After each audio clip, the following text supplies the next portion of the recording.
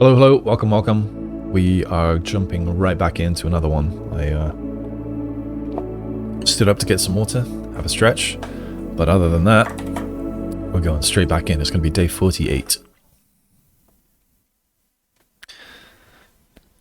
It was a disappointing performance for day 47. Yes, day 48.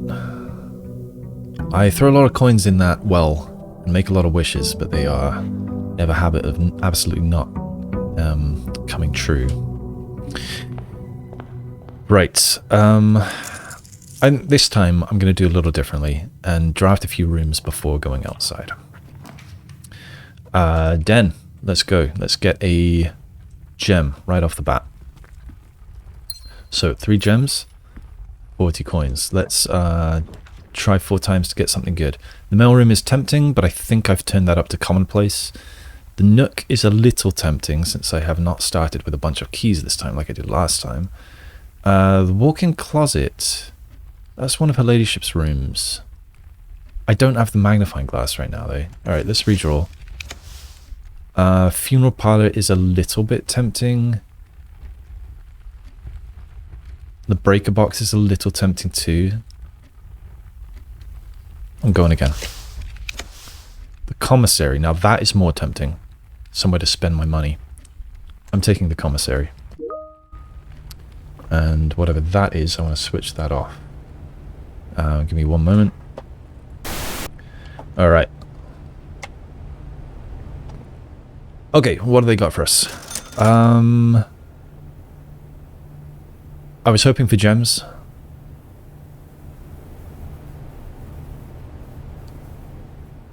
I'll just buy everything. Let's buy everything.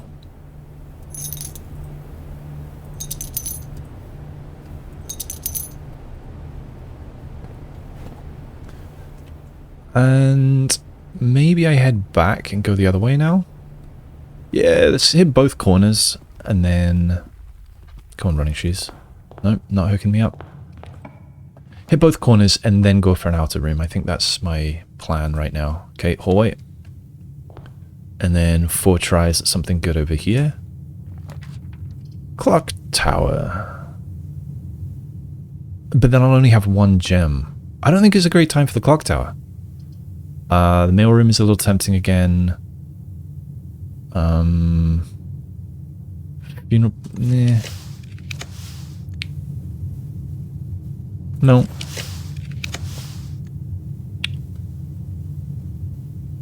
No. Okay, perhaps the storeroom. Perhaps the lab.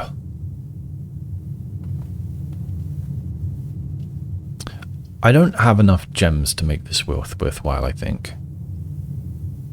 I could try one more time. Yeah, I don't love these that much. I guess the lab does get me a terminal, and I could hit security right away. I think last game, I should have accessed security. I think security should be a priority. The library, the Curse of Blackbridge is there. I want it. Yeah, I want that. Alright, new book. Reading. Yep, I know about that. Oh, and a key. Nice. The Curse of Blackbridge by Redford Ewing. Alright, let's start writing a couple notes, I guess.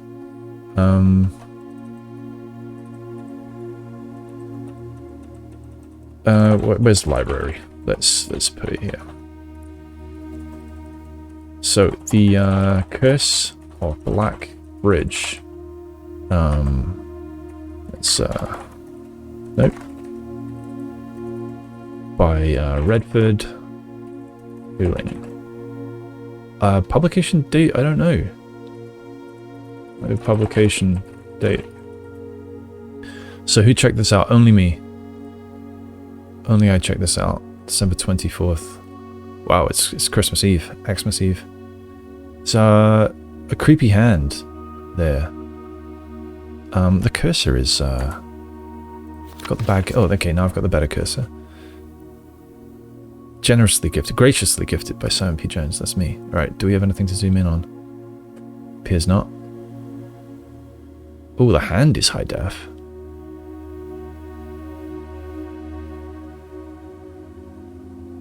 The Curse of Blackbridge. All right. Oh, got that on the way. Sorry about that. Right that. Okay. Forward. The legend of Blackbridge is one that's well known to the people of the Grand Realm. Versions of this tale have been passed down from generation to generation. With each new telling, the story has changed, becoming over the years more colourful, more verbose, and, as one might expect, increasingly horrifying. However, with so many renditions and unique personal touches, the task of confining and binding this tale to text seemed an ambitious and impossible challenge. Over the course of my research, I've heard dozens of variations of the legend, and while the details would often change, I was surprised by how much of the story's heart remained the same. Yet, the more I listened, the clearer it became that there could never be a definitive version of this tale capable of capturing all the wonder and myth of Blackbridge. In the end, I chose to write down what felt most authentic, the story my grandmother told me as a boy long ago. Well, that just seems like... that's so biased.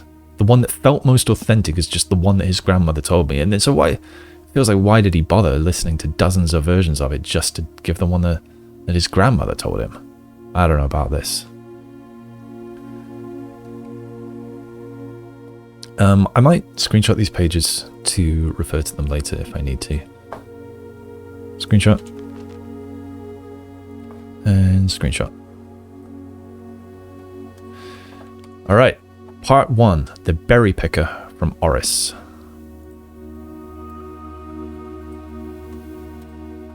And here's the Mount Holly berries, the Mount Holly.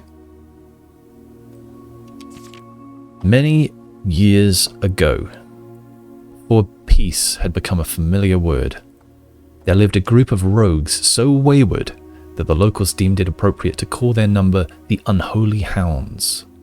They were feral outlaws, composed of society's worst, in a time when society was at its worst. And for each crime that fearful travellers credited to the group, a dozen more lay unclaimed, each worse than the last. The gentry, however, who often value their coffers more than their companions, no crime could measure more wicked than the group's primary enterprise, high road robbery. One such member of this so-called band of rogues was a boy of 13 years, Jesper, who had not been lucky in life, having lost 2 brothers to war and parents to famine. Now, do we have anyone called Jesper? Not in these notes. Alright. In the years of hunger that followed, Jesper lived in a gutter behind a churchyard, relying on the nourishment of scurrying bugs and weeds harvested from the cracks of the alleyway to sustain his pitiful existence. It is not surprising that a child aiming to escape such hardships would take any easy road out, an easy and well-travelled road paved with temptations, leading out of the city and into the gentrylands where loose purse strings entwine with the strands of salvation and glisten equally with the hope of opportunity. It was this road that eventually led Jesper to the end of his youth, a hidden cave at the bottom of Blackbridge Canyon. It was here that he met his surrogate family and saviors, that notorious gang of godless outlaws known as the Unholy Hounds. Alright. Despite the hardened circumstances that had led him to his vocation of banditry, Jesper was surprisingly tender-hearted and was often teased by the group for being too kind for such an ignoble life. For this reason, Jesper was assigned the innocent role of berry picker. It was not just innocence that set berry picking apart from the gang's more wicked undertakings, for it was the only duty performed without the safety of night's concealment. Jesper, no stranger to solitude, did not protest that he alone worked while the others slept soundly, tucked away in the cave at the bottom of Blackbridge Canyon. On one such occasion, Jesper decided to get an early start. He left the cave, berry basket in hand, and set out into the woods before the morning sun had even brushed against the tallest treetops. It was colder in the mornings, but the headway dawn afforded meant Jesper could reach the furthermost berry patches without worry of being chastised for tarrying upon his return. It took over 3 hours on foot to reach his destination, and along the way Jesper had passed by many a familiar bush, all priorly pillaged and so bereft of berries that one would have to dedicate several moments in earnest examination before finding a single one. Jesper was patient, but even patience has its limits. He was confident that even accounting for the time lost to his long stretch of travel, his efforts would be well worth the pains. Surveying the patches in this new grove surprised even Jesper.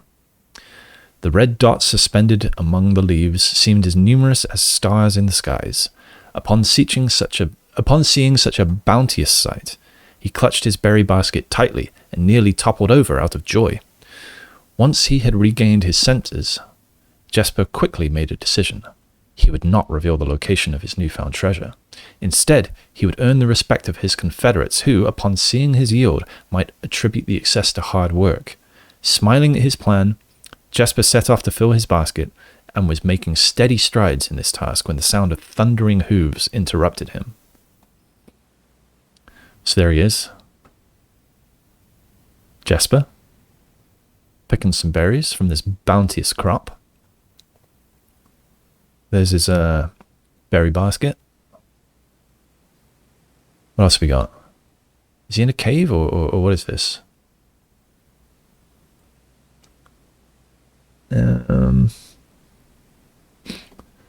It's a new grove. It's grove. Early start, colder in the mornings. Reach the furthermost berry patches. Yeah, past many a familiar bush, bereft of berries. Okay. Surveying the patches in this new grove surprised even Jesper. The red dots, blah, blah, blah, suspending among the leaves. So what am I looking at up here? Are these weird clouds? Is he in a cave? He looks like he's in a cave. And what's this? Is this water? Is this fields? Anyway, we move on.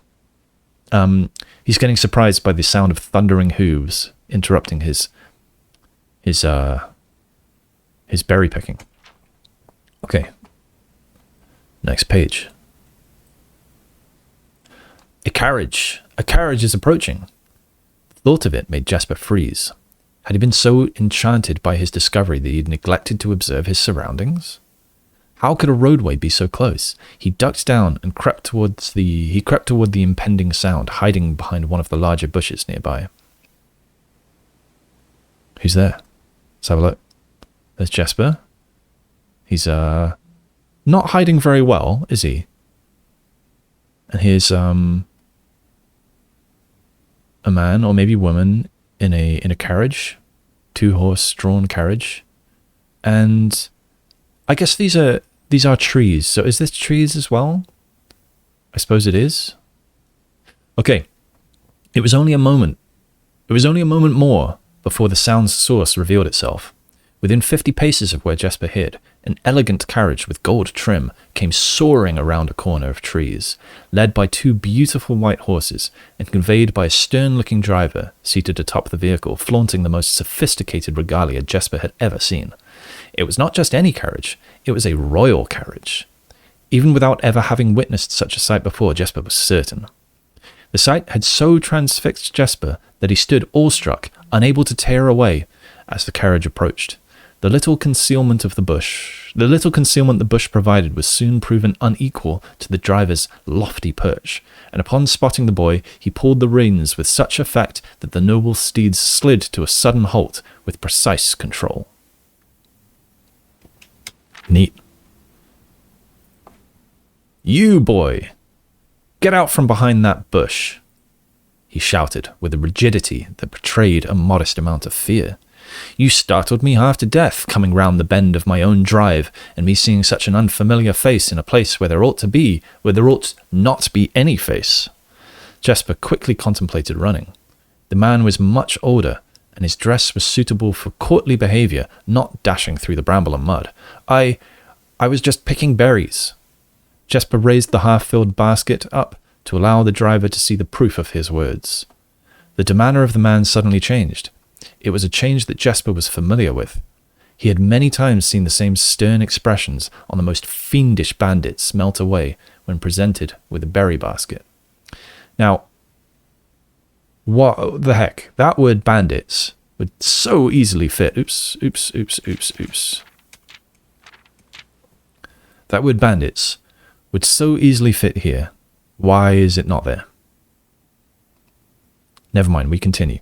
The most fiendish bandits, he had many times seen the same stern expressions on the most fiendish bandits melt away when presented with a berry basket. Any suspicions that the driver might have had instantly evaporated, for even the notion of a member of the unholy hounds picking berries seemed farcical. The softened expression even made allowances for a smile. Berries, eh? Say, you couldn't have picked a better spot for them, could you? I used to pick berries here as a boy. Jesper took his cue to finally step forward out from behind the bush, proudly brandishing his basket. I know, and what luck I found them. I've only just begun picking, and look how many I have. It would have taken me fourfold the time back home to procure this number. The driver bent down for a closer look. And where is your home, boy? It must be quite far. Screenshot. Jesper replied with a scripted response.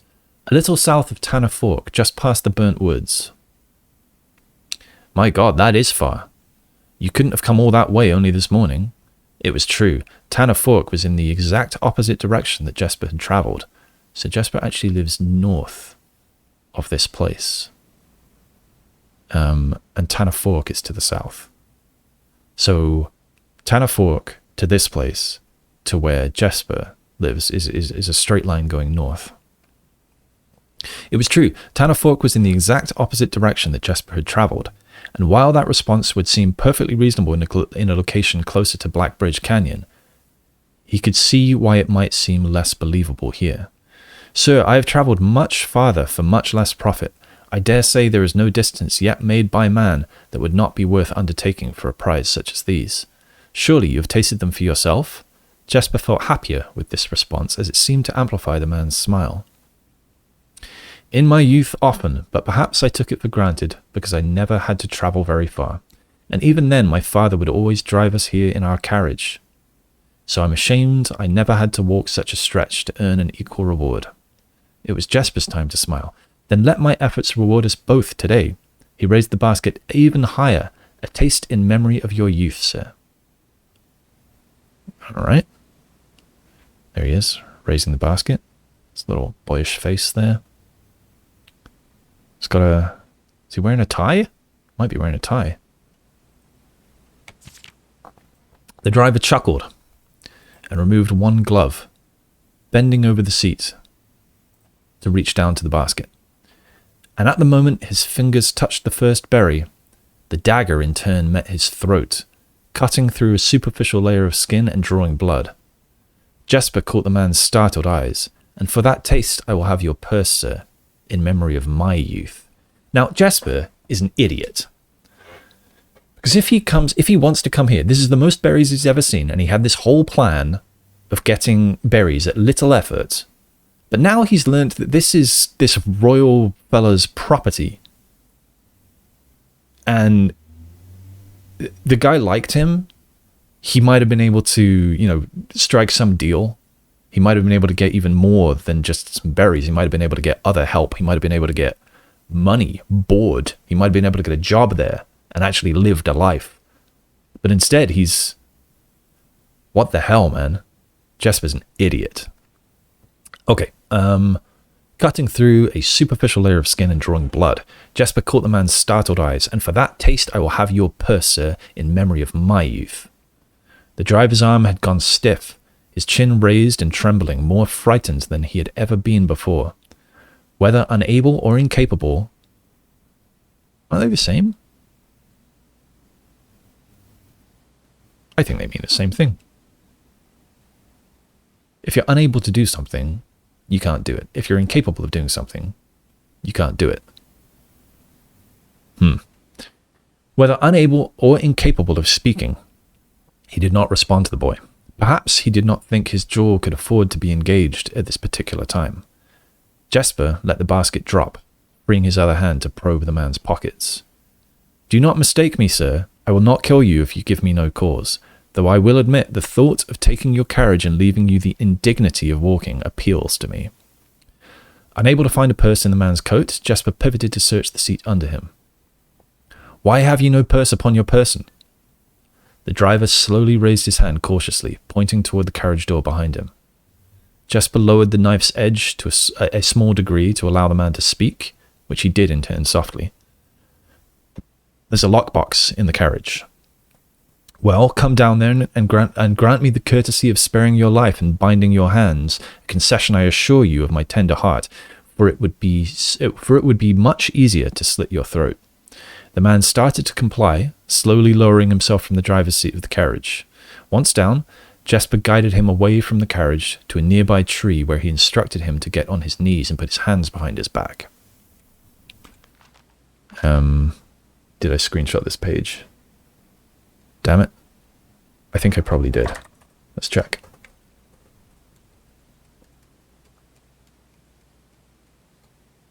The last one I had was there's a lockbox in the carriage. Right, okay. So he's getting out of the carriage slowly. Jesper's guiding him to the tree. Says, get on your knees, put your hands behind your back. He's going to tie him up, I guess. All right, next.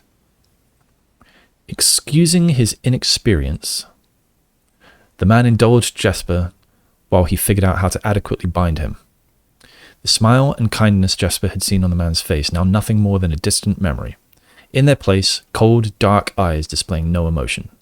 "I wonder, should I grant you the same clemency you are showing me?" Jesper stopped, surprised by the question, but ignored it, secured the final bindings, and then hastily returned to the carriage. With one hand on the door's handle, he turned back to the man. "If there is no lockbox, there will be no clemency." Inside, the carriage was surprisingly dusty and unswept, a stark contrast to the elegant and polished golden facade of the exterior. It had apparently been many years since a passenger had enjoyed passage in this vehicle. This all but confirmed what Jesper had suspected. The driver of this carriage was not a liveried servant in the employ of some greater master. Any curiosity that this observation might have further produced was quickly abandoned upon seeing what rested under the carriage's back seat, a large wooden lockbox. Despite its hefty appearance, the box was surprisingly easy to handle. Within a few minutes, Jesper had dislodged it from its hold and carried it out into the sunlight. Inspecting the box carefully, two observations were made. Totemic symbols found carved on all four sides of the box hinted that the box was very old and likely not created by Orindian hands. It reminded him of artifacts from the old world and was presumably crafted in one of the ancient realms. Okay.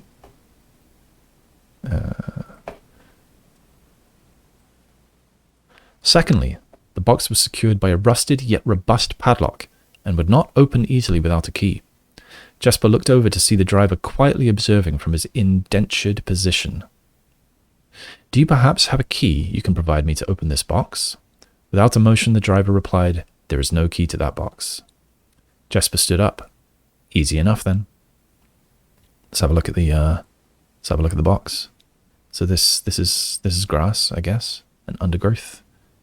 Here we've got, yes, some totemic things. That one looks vaguely familiar. The others, not so much. I mean, that looks kind of like a hand. That looks like a hooded person by a tree, perhaps. What's that? A gem and a spade? Or a butt plug? Don't know. Yep, alright. Easy enough then. He headed over to a nearby rock of sizable dimensions and lifted the stone up, carrying it back to the box. If there was ever a time when that lock had been resilient to brute force, it wasn't recent. With one hit, the stone had completely shattered the rusted lock. He bent back down and opened the lid. Inside was an effigy, a crude figure chiseled from stone. Without too much deliberation, Jesper bent down and picked it up, somewhat surprised how heavy it seemed, given how light the box had felt. Having expected to find something more akin to gold or gems, he looked questioningly to the man, hoping to find an explanation. The driver's smile had once again returned. "You are cursed, boy, for deadly is the stone. You have opened that which should never have been opened, and you are cursed." Damn. Cursed. I worry again that I've forgotten to screenshot a page, so I'm going to check. So, lockbox in the carriage, and then excusing his inexperience, and then that's the one, and then this one. And yes, that's where I am. Okay, Jesper carried the effigy over to the man and shoved it in front of his face. "What is it?" "That's one." Feeling his disappointment rising to anger now, Jesper tightened his grip on the effigy. "One what, you mumbling agentor?"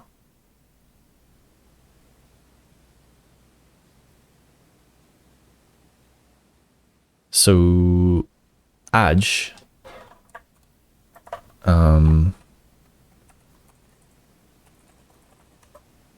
Ijaran, no? Not Ijaran? What is it called? Oh, Arajan, not Ijaran. So, Aj, first, Entor, west. First something west.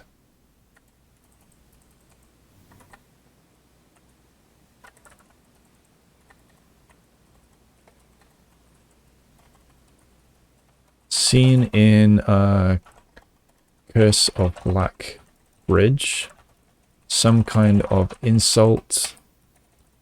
First question mark. Well, let's just put ent. And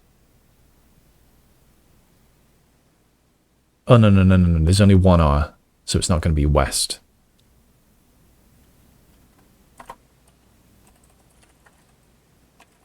So I'll just leave it at that.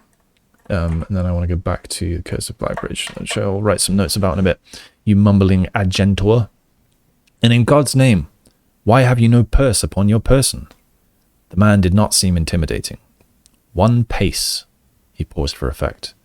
12 more, and you will be dead." He only had a second to flinch before the effigy struck him in the head and put an end to his cryptic ramblings. If there was ever a time when the old man had been resistant to brute force, it wasn't recent. That's neat. Jesper looked down at the sculpted stone figure, now splattered red. Was it cursed? Was he cursed? He had, of course, heard stories of curses, and had never doubted their validity in the past, but now that he was standing face to face with the possibility of being cursed, his mind pleaded with him to be skeptical. And if he was cursed, what difference would the knowledge make? A dozen more paces would not be enough to find another living soul, to say nothing of the chances of procuring a remedy. If he did not move from where he now stood, he could live maybe another 3 or 4 days, perhaps more given the abundance of nearby berries. A plan that, if we ignore its obvious faults, might provide additional opportunities for help to come along. But what good would that do? To be discovered here, well, beside a body, stolen goods in hand, bloated from berries and raving about a curse that could very well not be real. No, it would most certainly be better to face one's fate now, take a dozen paces and see if life goes on. But Jesper found his legs unable to make that first step. His mind was unable to convince his limb to waste away 1/12 of his life in a single motion. Feeling the desperation sink in, he hopelessly looked about him for a solution. And if, by some stroke of luck, the gods had heard his plea, a miracle materialized before him, as if he found himself suddenly at the end of a fairy tale.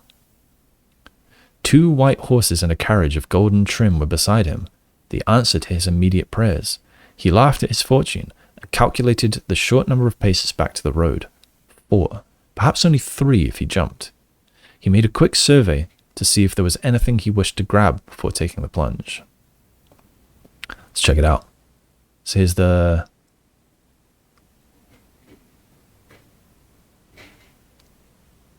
What am I looking at? I mean, here's the guy lying down. Does he... Where's his face? Does he not have a face? Is that a beard? I guess that's a beard and he just doesn't have eyes or a nose. There's his hat. Nice hat. And then, what do we got here? We've got a tree. What am I looking at? Yeah, we got a tree, some bushes or more trees. There's a carriage. Pretty nice, pretty nice. There's the white horses. He thought about removing the driver's fancy coat, as that appeared to be of some value. But the additional risk of undertaking such a task too great to chance.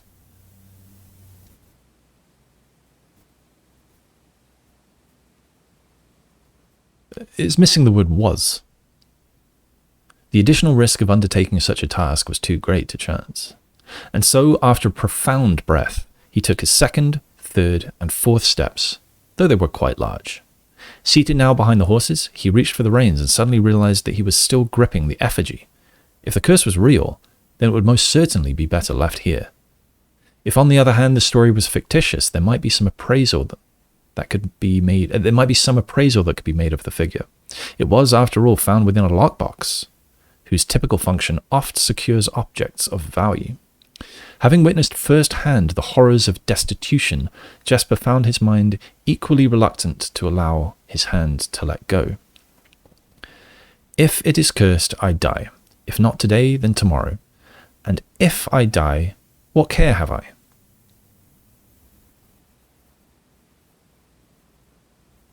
Why is this an uppercase I? Does that matter?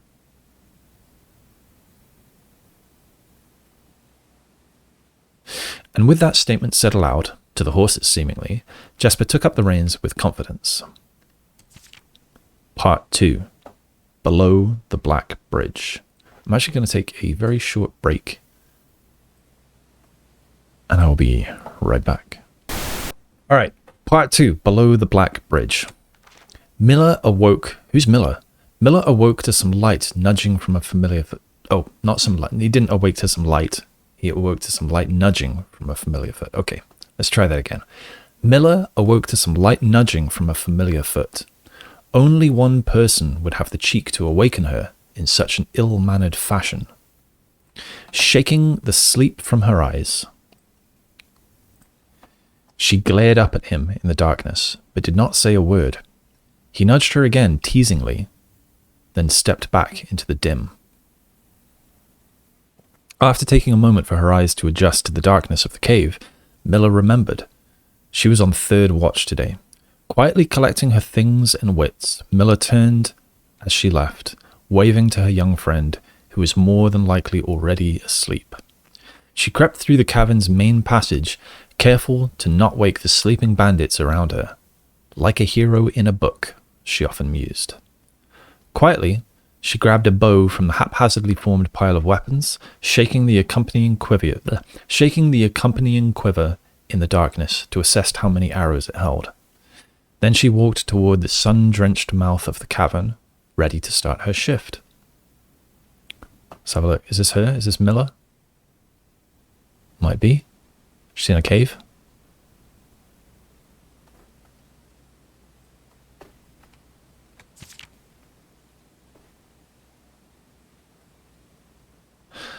Above her, in one of the few trees found in the canyon, Miller could see that Ravia... Don't we have a... No, never mind. Miller could see that Ravia... Do we have a Miller? I'm going to search my notes. Miller... No. Miller could see that Ravia was already posted. She waved, and Ravia waved back. Calling out to each other was strictly forbidden. Anything louder than a gesture in the canyon was forbidden. When Miller reached the tree, Ravia lowered a braided rope and pointed to the ground behind her. Miller turned, following the finger, and saw a pail of water resting beside a nearby log. She turned back to Ravia, nodded, and secured the pail to the rope. The pail went up first, and in turn, Miller followed. Ravia reached across to grab the water. Miller leaned back to give her space. There was not much room for maneuvering in this tree post, a necessary concession for the concealment the outpost demanded. Ravia tilted the pail up to her mouth dramatically, illustrating how thirsty she had been. Miller laughed silently as water poured out, splashing onto Ravia's face. It was a bit too daring and noisy of a joke, and had the others been around, they would have certainly been scolded for the unwarranted sound. Let's look at the picture.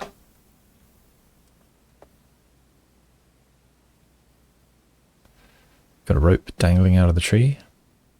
I guess this is Miller. She's got a bow. Where's a quiver?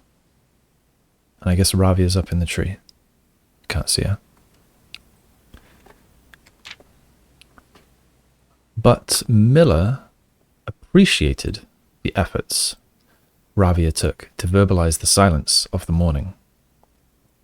They had been on third watch together for over a month, and during that speechless time, their friendship had grown into something special. Affection was unsurprisingly scarce among the unholy hounds. She had felt camaraderie before, of course, but intimacy never. Aren't these all children? Were they not? Maybe they're not children. I don't know. From their elevated vantage, the girls could see both the concealed entrance of the cavern as well as a clear view of the bridge that spanned across the canyon. I don't like the way that I stressed that. From their elevated vantage, the girls could see both the concealed entrance of the cavern as well as a clear view of the bridge that spanned across the canyon. Black Bridge was the link between the Gentry lands and the northern mountains, the overpass that connected Orris and Reddington.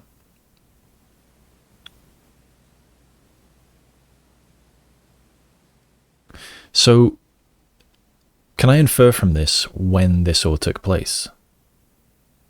I think possibly I can, because to start with, the capital was Reddington, and it got moved to Orris because one of the kings wanted to be among the people. And then when the Fensurrection took place, then I think the capital moved to Fen, which is far away to the west. So the Gentry lands, they must mean, which spanned across the canyon. Black Bridge was the link between the Gentry lands and the northern mountains. Like, if it says northern mountains, it's kind of inferred that the mountains are on the north side of the bridge. I mean, it could be that everything here is north and the mountains are south of this and they are still called the Northern Mountains. I doubt it. So I'm going to say that the mountains are in the north, and I'm guessing the Northern Mountains we're talking about are Mount Holly and the others. And then, yeah, on the other side is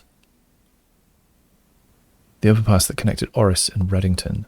Yeah, so Reddington and the mountains, I guess, are on the north side of the bridge, and Orris is on the south side of the bridge. I'm guessing. Anyway, to the city-faring travellers of the realm, the bridge was an unavoidable crossing. In the day, the task was to ensure that travellers passed by without stopping. At night, the task was In the day, the task was to ensure that travellers passed by without stopping. At night, the task was to ensure that they do, right, because they want to rob them. So let's have a look at this bridge. So here's Black Bridge. Looks like some pretty decent engineering there. And I guess this is the cave where they live. And is this a river? I don't know. It seems pretty dangerous. If that is a river, it seems pretty dangerous to, if there's a heavy rain or something, they're going to get flooded in their cave. Anyway, like most of her band, Miller preferred the night. The biting glare of the sun might be tolerable to farmhands and bricklayers, but to a cavern-housed bandit, it was a source of constant annoyance. In the day, there was no shroud to conceal her expressions, nor to hide her thoughts. She felt exposed. Ravia touched her elbow and pointed up. Miller, striving to suppress a budding smile, subtly shook her head in response. There were many signs that the unholy hounds used in lieu of words, but the two of them had developed an extended vocabulary, gestures quietly forged in the shared solitude of their month among the branches. She watched as Ravia shifted, placing her palms flat on the floorboards beneath them. Oh, they've got floorboards up there. Miller knew what she was trying to say, but shook her head a second time. It was often more fun to pretend not to understand. Ravia rolled her eyes and turned away, looking back to the canyon. Squinting through the leaves, the two girls held still, watching and listening. It was not long until Miller, too, heard the sounds of approach. Ravia held up two bent fingers, and a few moments later 2 men emerged from the bridge's southern end. They were dressed in a familiar uniform, long grey coats with black facings, white waistcoats, and black tricorn hats. Right, okay, tricorn hats. That's what the Arajans wear, I believe. They belonged to the local patrol, the Black Guard. Ah. Okay. Although not an everyday occurrence, their presence at Black Bridge wasn't an unusual sight. It typically indicated an important traveller's impending passage across the bridge, information that the girls would promptly relay to their leaders as soon as the coast was clear. But this report, while exciting, was rarely acted upon. In Miller's 5 years in the Unholy Hounds, 5 years, alright, she had never once seen a carriage taken in open daylight when the Blackguard was nearby. Let's grab that and let's have a look at the picture. They do not look like tricorn hats. They are not tricorn hats. Let's read on. The men had nearly reached the bridge's north end when Miller heard the horses, faintly at first, but growing louder with each passing moment. Ravia's eyes met Miller's, the same concern mirrored in each other's expression. This did not sound like the typical carriage, cautiously approaching the bridge to cross. Instead of the familiar crunch of the high road's gravel, they heard the harsh clattering of hoofbeats against stone. Both girls quickly redirected their attention downwards, looking through the foliage. The sounds were not coming from the high road, but from the canyon itself. The horses were coming from below the bridge. In an instant, Miller had knocked an arrow and drawn her bow. Go!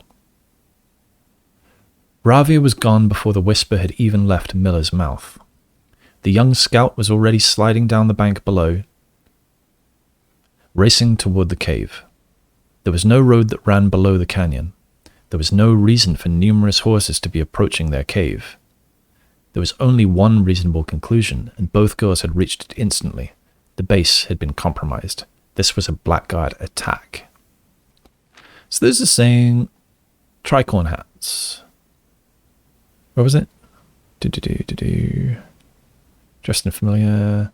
Yeah, black tricorn hats. Local patrol, the Blackguard. They're not tricorn hats. Okay, I'm just going to put that down to illustration error. This was a Blackguard attack.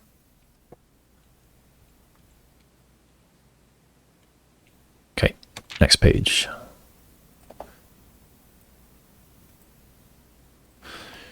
The moment the horses came into view, Miller let loose her first arrow. She was surprised to see a carriage. She had expected cavalry. Before she even finished processing that thought, her second arrow was in the air. Without a trail, it would be unthinkable for a carriage to reverse such rough terrain. Yet she watched as the wheels jolted over the rocky riverbed. A third arrow was now in flight, and there would be no need for a fourth. The driver slumped over just moments before the vehicle dipped into a small ditch, slamming into an embankment. The force of this sudden halt immediately shattered the front 2 wheels and catapulted the driver from his seat. Utterly confused now, Miller quickly glanced over her shoulder to see if any horses were also approaching from the rear. Down in the canyon, the entire horde of the unholy hounds came spilling forth from the earth as if hell itself had suddenly sprung open. The group seemed even more bewildered than Miller, half asleep and tripping over one another in a desperate attempt to engage an unseen enemy in combat. Miller could see Ravia among their number, the only one looking up at her. Her expression was chilling. There would be no need for a silent gesture to convey what they both now realized. They had made a mistake. The gang's chieftain, Jeffrey Heartslasher. Heartslasher. Damn. The gang's chieftain, Jeffrey Heartslasher, led the others, cautiously approaching the crashed carriage like a suspicious fox would near a baited trap. There were no words exchanged as the group crept forward in customary silence. A dozen or so paces in front of the wreckage lay the far-flung driver, an arrow protruding from his broken body, and beside him, a blood-stained effigy carved from stone. Oh, they've killed what's-his-name. Right, this is, I should have realized that right away.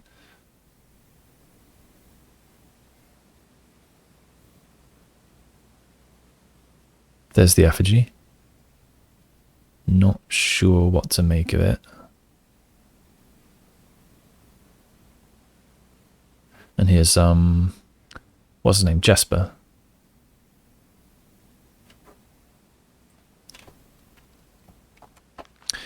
Miller was inconsolable. Jesper had always been her favorite. He had always shadowed her in the night, clinging to the hems of her every move, the way a child tails behind an older sibling. Tender-hearted, she had always called him, though deep down she had known that wasn't quite true. His appearance of gentleness concealed a raw, resilient durability that emerged in the most perilous of situations. He had been a flower among the nettles of this cave, but he still had thorns, honed by a grim past and 100 hands of misfortune. They buried him in the darkness, in the back of one of the larger cavern rooms. He was interred with a berry basket and a silk handkerchief that he had treasured. The mysterious effigy that they found beside him served as a distinguished gravestone, a marker that stood out as somewhat special among the rows of similar swords marking neighboring plots. No one spoke, not even in whispers. There was nothing to say. Look at that. And there's this one. Let's have a little closer look. That's a lot of graves.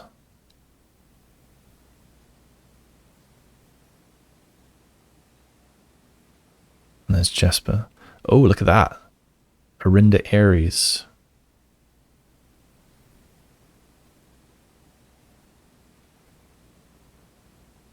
Okay. Did I screenshot this one? Yes. All right. Miller awoke the next day to a thunderous shaking and rattling of the earth, a far cry from the playful nudging of the previous day. She strained to adjust her eyes, but the choking sting of stirred-up dust caused her to flinch. Panic was also in the air. The sounds of scurried footsteps and clattering feet filled the space around her, but even in alarm, the silence was louder. What was it that sounded so strange? Miller closed her eyes tight and used her feet to guide her along the passage. The whispers around her were getting louder, and intense voices could be heard ahead. Louder speech than she had ever heard spoken in the canyon. A growing dread grew as Miller approached the mouth of the cave, her eyes now open wide despite the dust. Shouldn't it be day?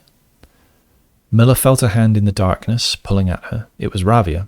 The two embraced, and Miller did not need to see her to understand. Ravia placed 2 bent fingers against Miller's cheek, and with that touch against her face, Miller felt the same sinking feeling from the previous day. 2 bent fingers confirmed what Miller had suspected. The girls had forgotten to relay one critical piece of information to the others. Oh, the Blackguard crossing. An hour or so later, the screams began. Blood-curdling cries of hopeless desperation. Captain Fodrick Lee of the Blackguard looked down from the ridge of the canyon to the collapsed entrance of the cave. Ah, he grinned. Now they speak.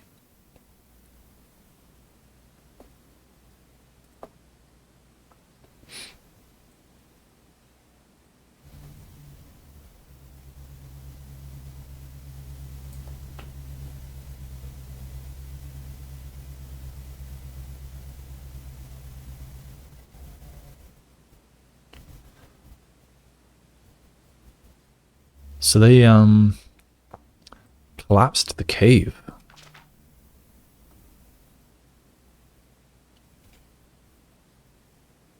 What's this round bit here? It's a very round bit there.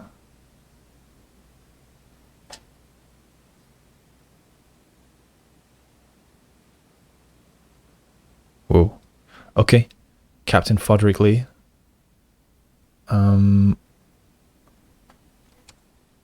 Oh, and that's the end. Damn.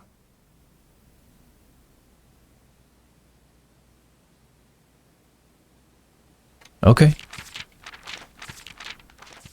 Alright, so we've got... so it's a... I mean, it's a fairy tale, kind of, right? It's a legend about a gang of bandits living in a cave under the Black Bridge. The Black Bridge, in the canyon under Black Bridge. Black Bridge connects Oris to Reddington and is the only crossing of the canyon. Oris to Reddington, the Gentry lands to Reddington and the Northern Mountains. And it's the only crossing of the canyon. So there are many versions of the story. But the general, you know, the main ideas are consistent among all of them. The author of this book is telling his grandmother's version.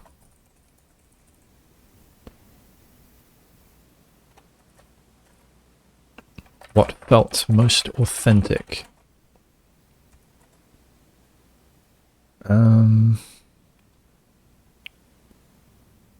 Alright, what do I want to write about the rest? So, Jesper is somewhat new to the group. And is their berry picker.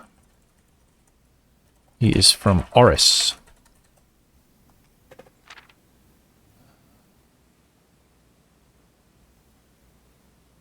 The Unholy Hounds.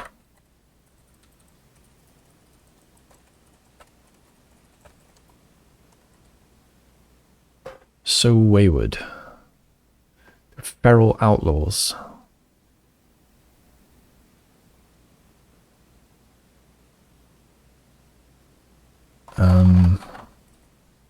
They specialized in high road robbery.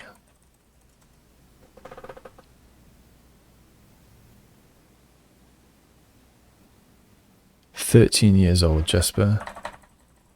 Jesper is 13 and somewhat new to the group. He had lost 2 brothers to war and parents to famine.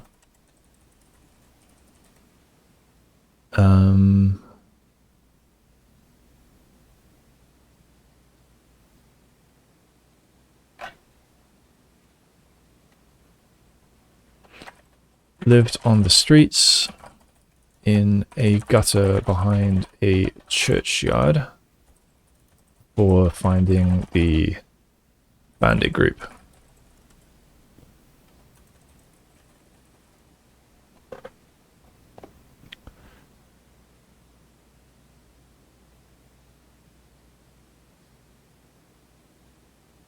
These purse strings entwined with a strand, blah, blah, blah, blah, blah.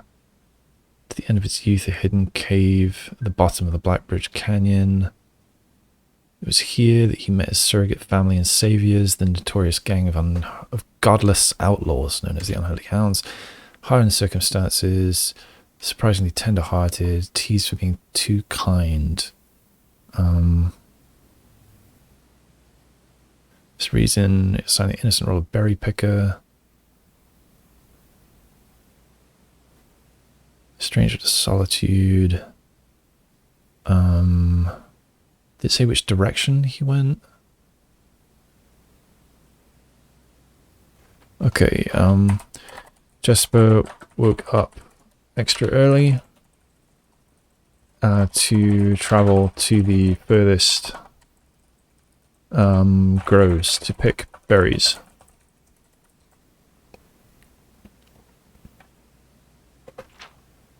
Um, 3 hours by foot. Over 3 hours by foot. Da da da da da.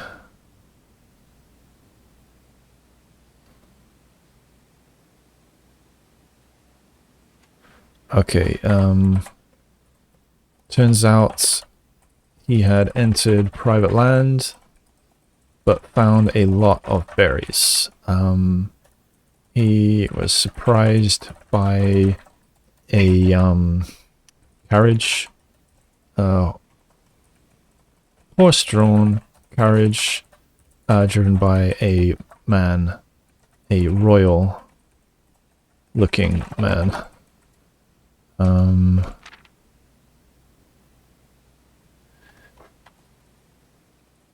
The man seemed kindly, but Jesper robs him. From a locked box in the carriage,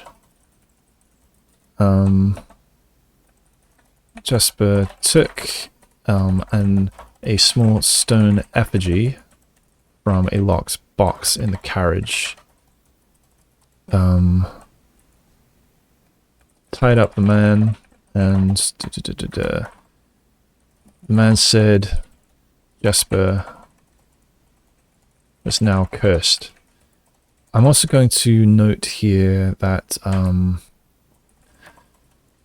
inside of the carriage was surprisingly dusty, as if not used in a long time. Text suggests that it was a big contrast from the opulence outside of the carriage. Tied up the man, took a small stone effigy from a lockbox in the carriage. The lockbox was covered in... how was it described?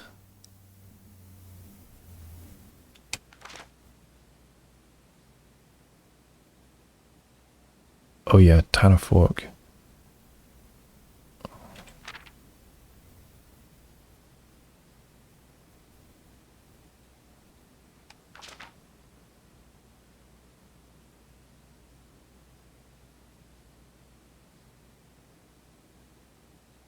Totemic symbols. Totemic symbols.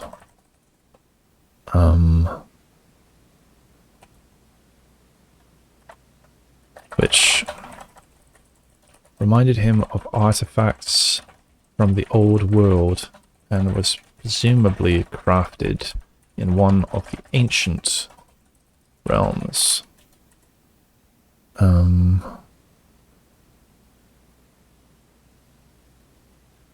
Okay, and I wanted to write about, what was it, where he said he was from.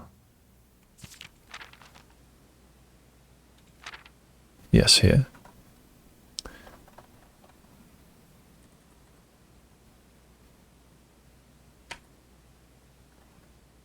Jesper told the man that he was from a little south of Tanner Fork, just past the burnt woods. But in fact, he was from the opposite direction. But in fact, Black Bridge Canyon, where he lived, was in the opposite direction. Okay.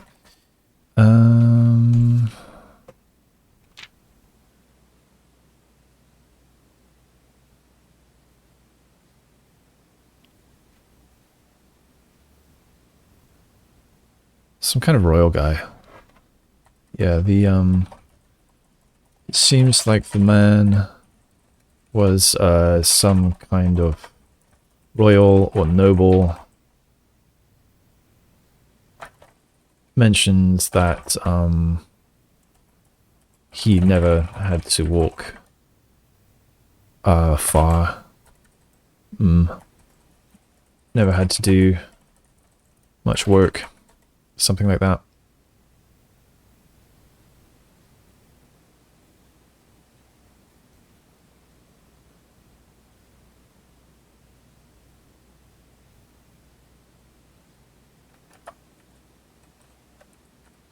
I'll just write, etc.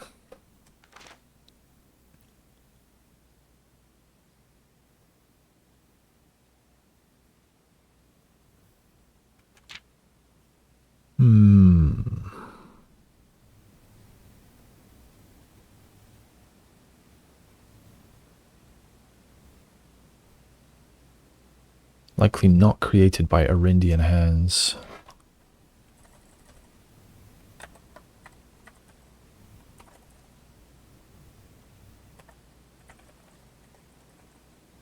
Arindian hands. Okay, rusted yet robust padlock. Oh, you can't see that. No key to that box.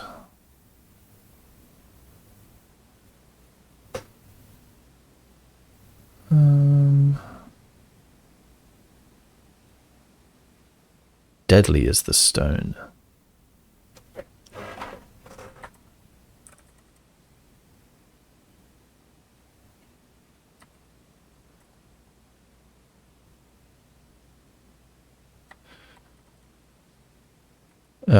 Okay, deadly is the stone.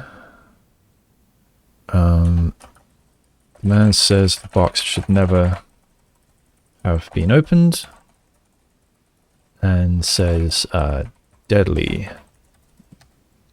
is the stone.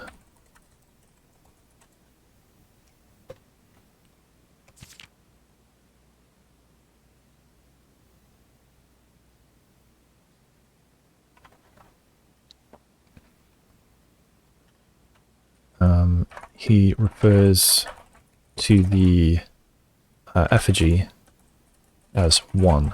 Oh, no, he doesn't. He says that's one step.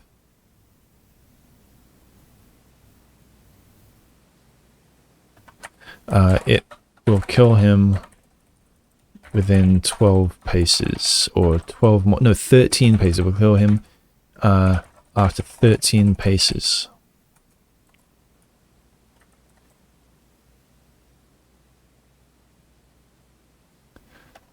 Jesper kills the man or hits him, hits the man in the head with the effigy. Unclear whether he dies.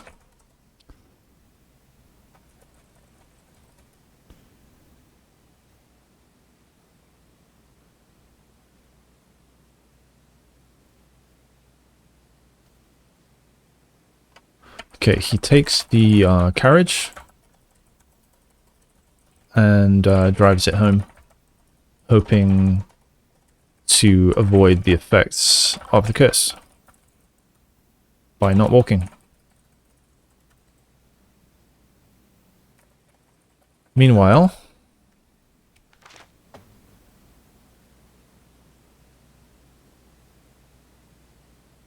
yeah, I guess that's blood. I guess this guy's pretty dead.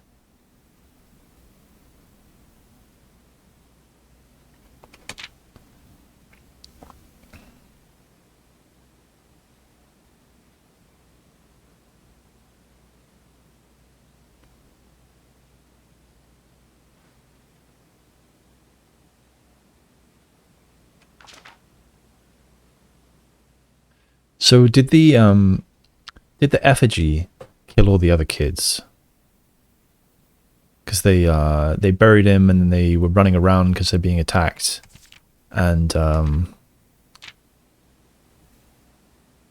they die because they're trapped in there. Maybe, don't know. All right, Miller. Right. Meanwhile, two of the bandits are keeping watch. Two of the bandits, Miller. Two of the bandit girls, Miller and Ravi.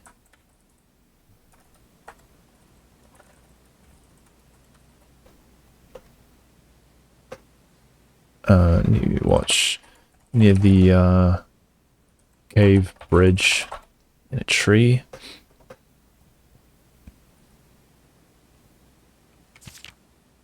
Ravia.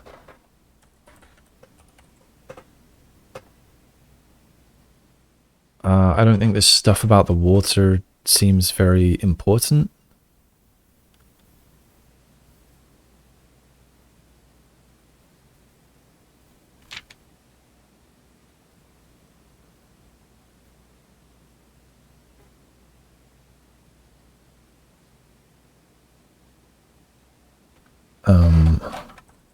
With a view of both the bridge and the cavern entrance.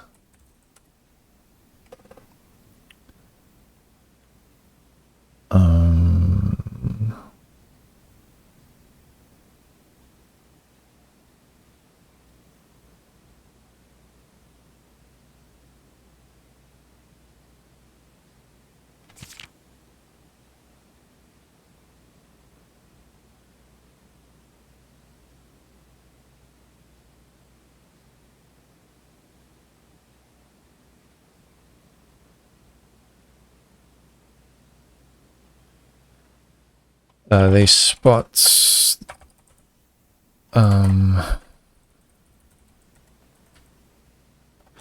they spotted two blackguard men crossing the bridge. They wore long grey coats with black facings. I don't know what black facings are, but maybe that's just the front. White waistcoats. And black tricorn hats.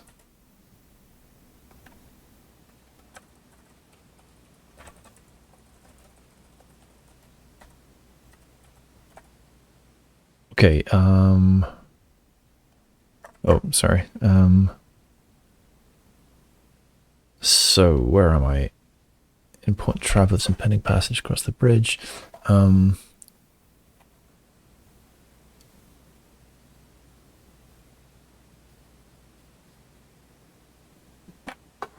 Okay. Next. So they were traveling crossing the bridge northwards.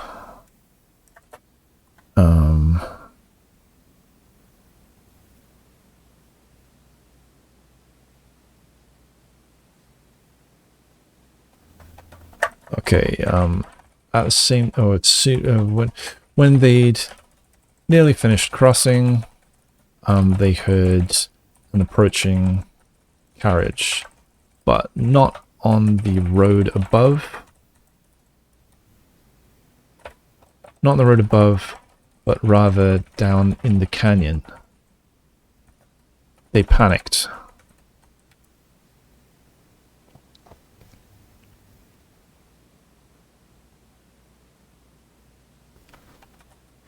Ravia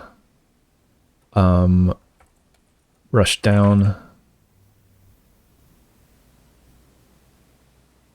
to warn the others, thinking they assumed it was a blackguard attack and panicked. Ravia rushed down to warn the others, while Miller started shooting arrows.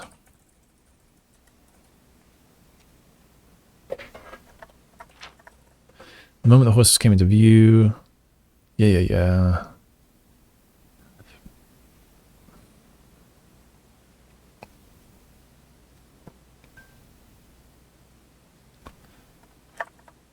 Okay, she killed the driver.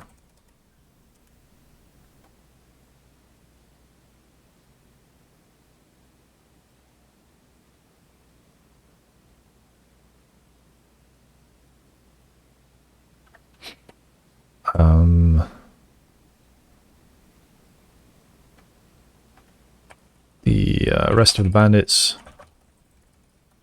emerged from the cave.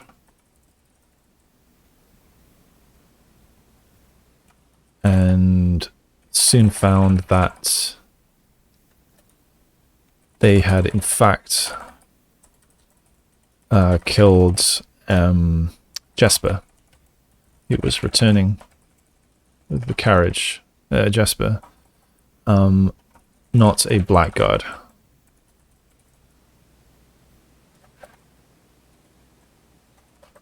The group buried Jesper in the cave, marking his grave with the effigy. Other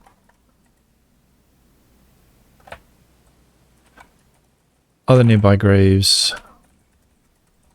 were marked with swords.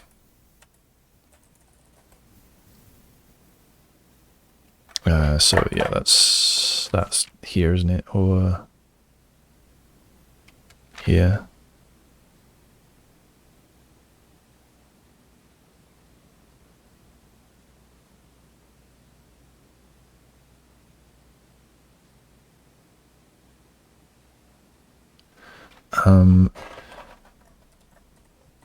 Marking his grave along with his berry basket and a silk handkerchief which he had treasured. Marking his grave with the blood-stained effigy. The mysterious effigy they'd found beside him served as a distinguished gravestone, mark that stood out as somewhat special among the rows of similar swords marking neighbouring plots. No one spoke, not even whispers. There was nothing to say. Mother awoke the next day to a thunderous shaking and rattling of the earth. Okay, so the next day, the blackguard attacked. They had not...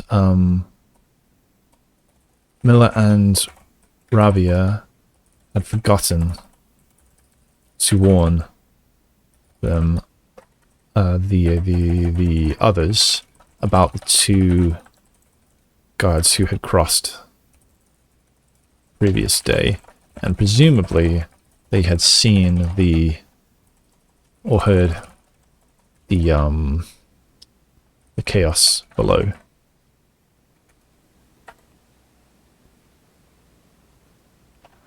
So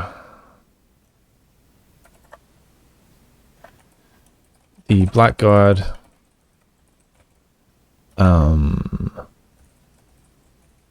collapsed the mouth, trapping the mouth of the cavern, trapping all the bandits.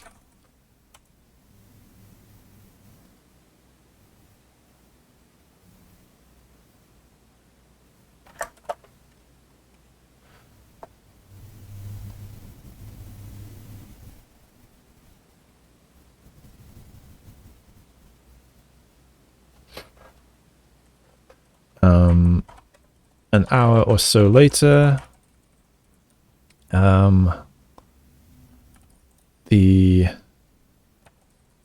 blackguard started hearing the screams from inside. Desperate screams from inside.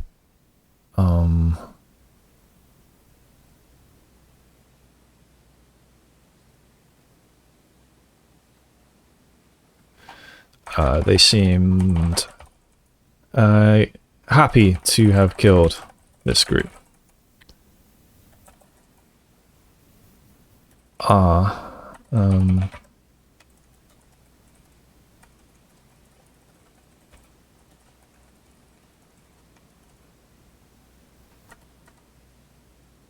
Okay, let's write the rest of this actually.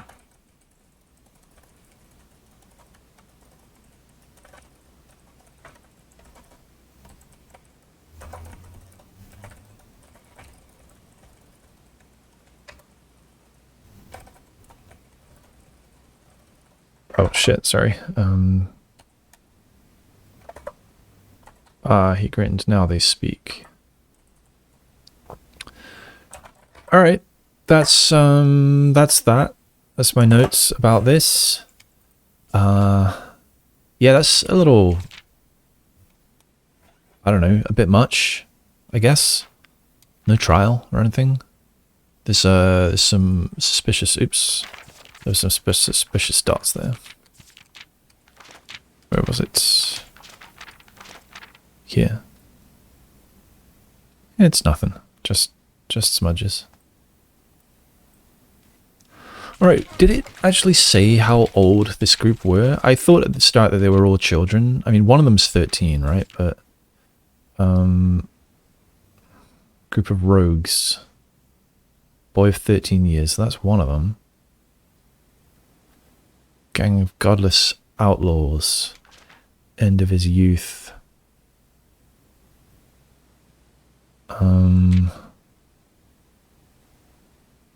So this story is obviously painting the Blackguard as the baddies. And these highway robbers as the good guys. Which is a little odd. Maybe this is part of the propaganda. The you know, the Fen Aries propaganda. Reds versus blacks.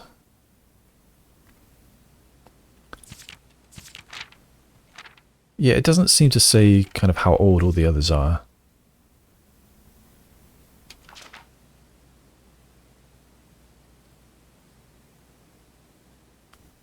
So we've got these names. Jasper. We've got Agentor.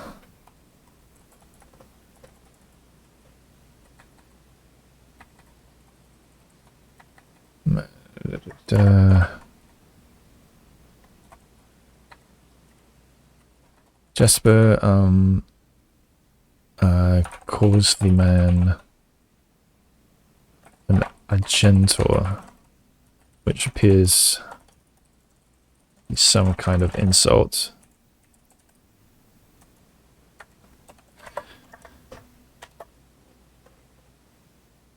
Yeah, so we've got some other names. We've got Miller and we've got Ravia. So given that Blackbridge is the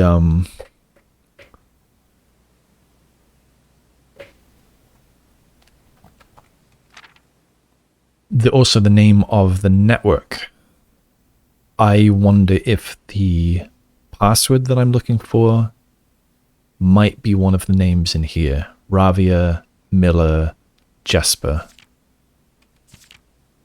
So I might write something to that effect here. So Jasper, Miller, and Ravia. I wonder if the Blackbridge admin password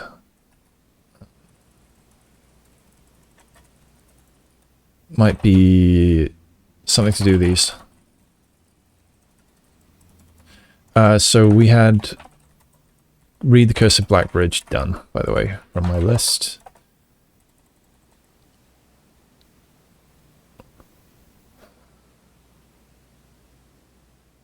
Yeah, I don't know what else I might be able to take from this. Maybe I can search for graves. I don't know. Gotta search for that little effigy. It's the, yeah, in the, okay, so graves. One grave is marked with the Orinda Aries symbol in the illustration.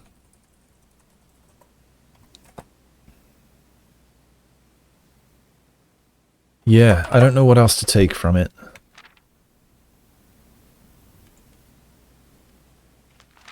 Oh, and Captain Fodrick Lee we've got as well.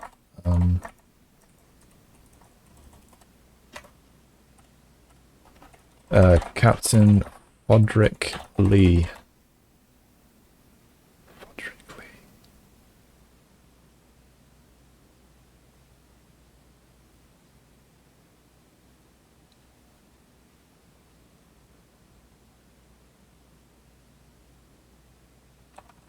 Fodrick Lee. That's a very strange name.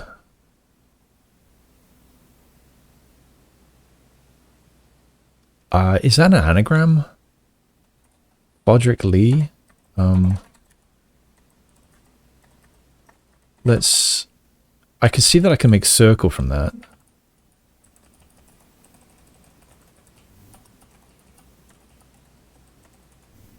Oops, sir. Oh, no, I can't. It's not another C. Never mind.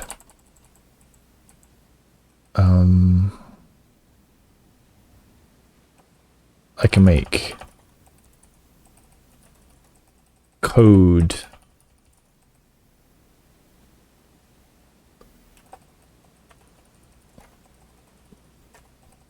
Lifer. Coder life.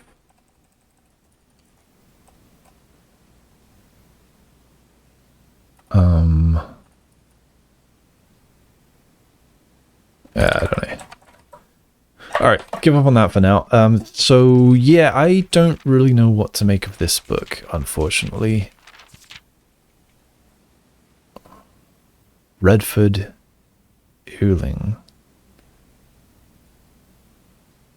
Curse of Blackbridge. Yeah, I don't know. Alright, that's that for now. I screenshotted all of those pages. Actually, I'm just going to make sure that I did screenshot all those pages. Yep. Now they speak. That was the last page. Yeah, so I got all of that. Alright, what the heck was going on in this game? Alright, here I am in the library. Is it time to do an outer room? I don't know much about the inside yet. I do know that I've got a sledgehammer. Maybe let's draw one more rank. Let's draft one more rank. So, the showroom. I don't really have the money for the showroom anymore. Although, the casino could get me some. Lost and found. I could. I'll lose something. And get 2 rare items. I'm a little tempted. I think I'm going to do it. Let's take Lost and Found. Let's gamble on Lost and Found. Okay, so it's the... What's that? I don't know what that is on the left. That might be a vault key. And that's the... What am I losing? Magnifying glass. What are you? Oh, the prism key. Draw floor plans of that same color. Take the repellent spray. Yeah, I am not super enthralled about that. I'm a bit sad to have lost the magnifying glass. But that's okay. What do I want to repel? Do I want to repel any of these? I don't really have a need for the library anymore. So I'm almost a bit tempted to repel that. Maybe I'll have a better, option at some point. So the Mechanarium is bad right now. I don't want it. The hallway is fine. I can't rotate it, so it doesn't get me to the foundation. I guess the billiard room is better. I'll take the billiard room. Anything for me? Apparently not. Alright, let's do easy puzzle. 8. We've got 3 plus 1 is 4, squared 16. 6 plus 3 is 9. Purple is divide, I think. Yeah, I think purple's divide. 3 plus, what am I? 3, 9 divided by 3 is 3. Plus 3 is 6, divided by 2 is 3. 5 squared, 25. Times 2, 50. Minus 20 is 30. Minus 15 is 15. Too easy. Silver key. Alright, we go south to the hallway. East to the entrance hall. We go north.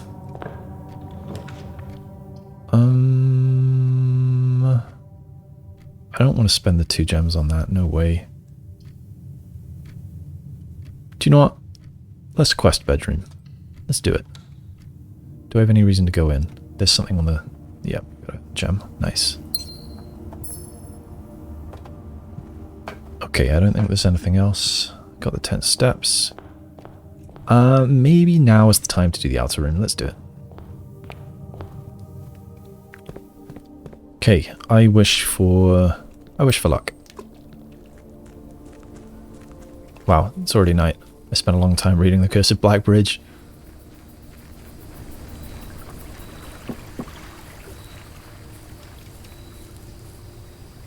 Stomp. Let's see. I don't want the schoolhouse. Yeah, trading post. Do we have more J-box? Dynamite. I don't have the magnifying glass anymore, so I can't make the burning glass. Okay. What are you going to trade for me today? Metal detector? Maybe. Sleeping mask for salt shaker? Nah.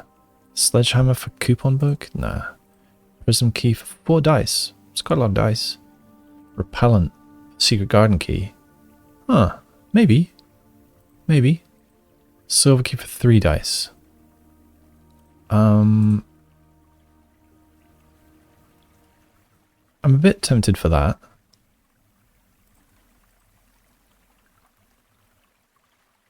I'm a bit tempted for that too. Not tempted there. Not tempted there. Maybe.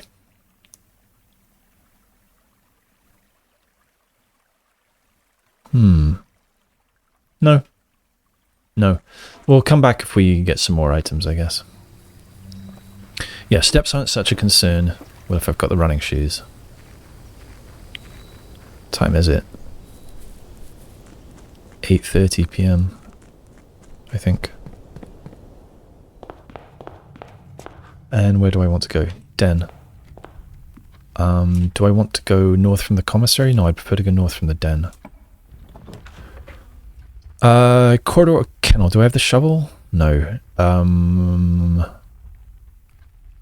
Well, I guess there's no harm in the kennel versus the corridor. Let's take the kennel. So I can pet some dogs. Not you? No? Let's look at the cat. No? Hello? Pets. Nothing to dig. Alright,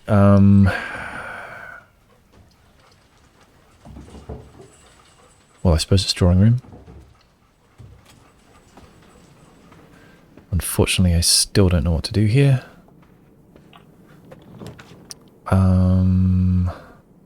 I can redraw. I'm tempted for the workshop. I think I'm going to take the workshop. I'm taking the workshop. What item do we have? That looks like a broken lever, I think? Yeah. Alright, so hoping to get a battery pack, and then I'll be back here. I don't think there's anything I can make. Needs the battery. Yeah, nothing I can do right now. So, foundation, I got no reason to go down. I guess I'll go north, see what I can do.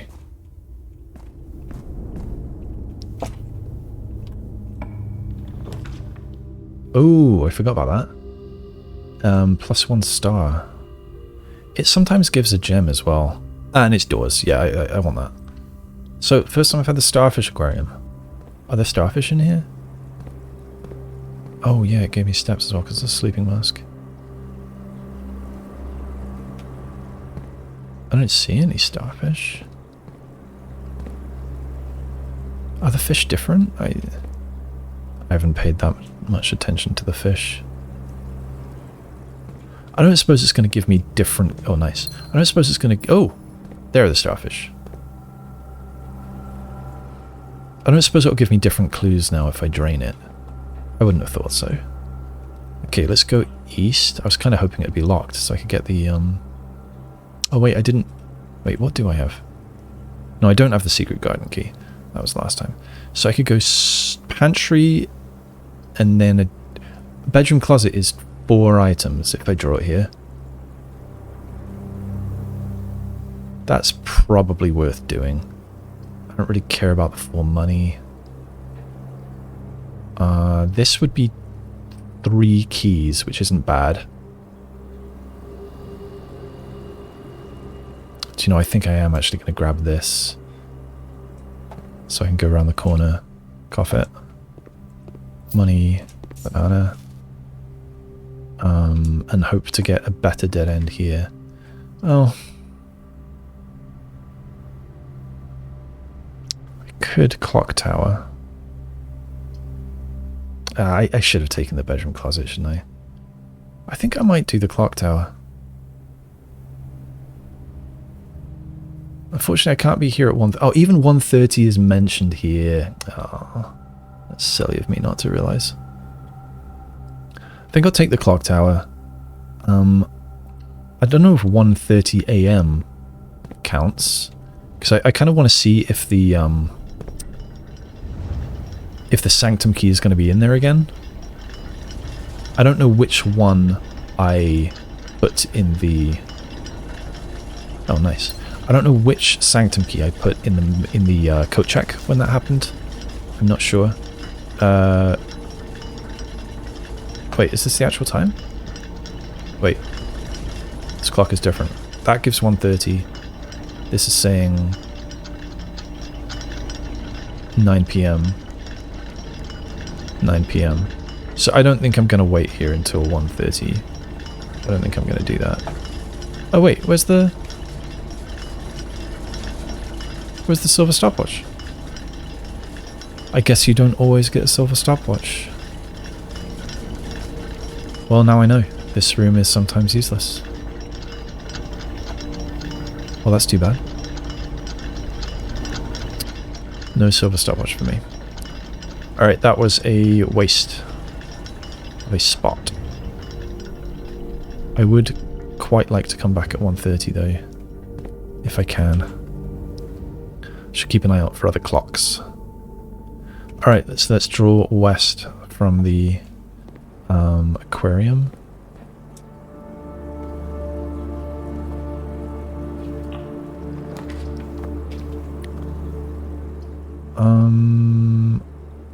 I suppose the spare bedroom doesn't hurt.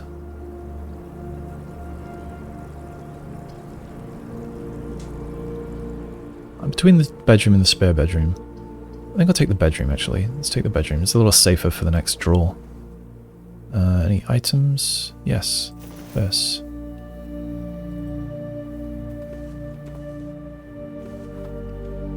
Okay. North from the bedroom. I wish I could afford the trophy room, but alas I cannot. Lavatory is useless. Oh, I should repel this. Take it and then repel it.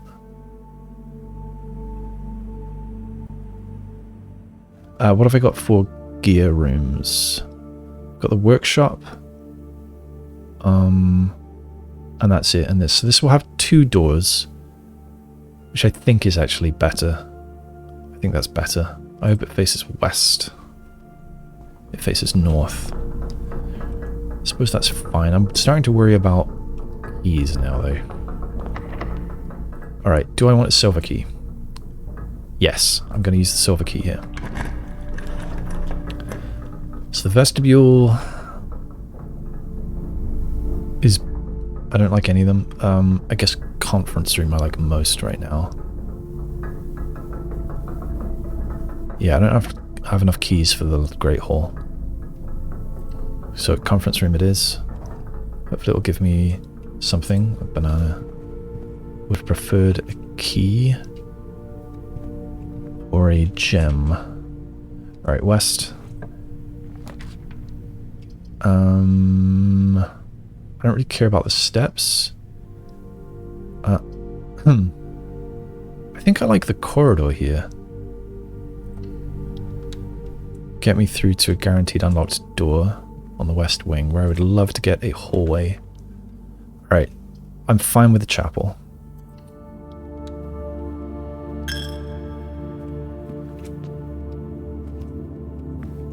Okay, coins. Oh, gem. Pink gem. Alright, south we go. Are we going to get a ladyship's chamber?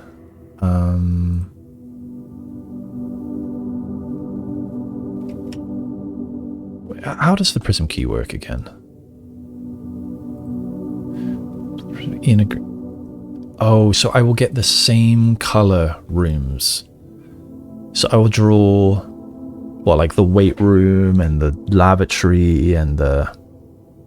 What else have I got for red rooms, actually? Let's see. Maybe maid's chamber, maybe archives. There's the funeral parlor as well. Weight room, dark room. I don't really want to draw red rooms. Funeral parlor.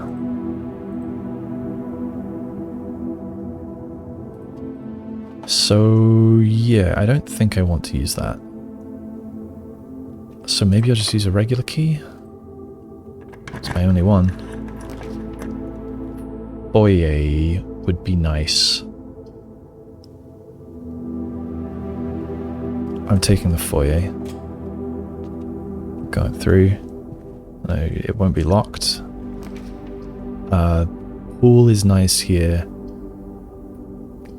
Gallery is tempting, but I think I'm taking the pool. I'll hope to get the gallery again another time. I don't have any... I do have a sledgehammer. I've got a sledgehammer. That's good. Hopefully this will give me keys.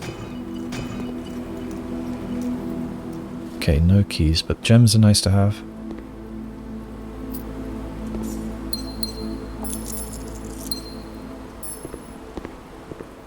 Alright, let's go east. Unfortunately I can't afford that. Okay, so keys from this. Yeah, that's what I want. Okay, just 2 keys. Yep, go north. Should I get the lavatory and then spray it? I think I should. Let's do it. X. Gone for a week. Alright, so he took this mirror selfie pointing over there. But I don't think it's anything.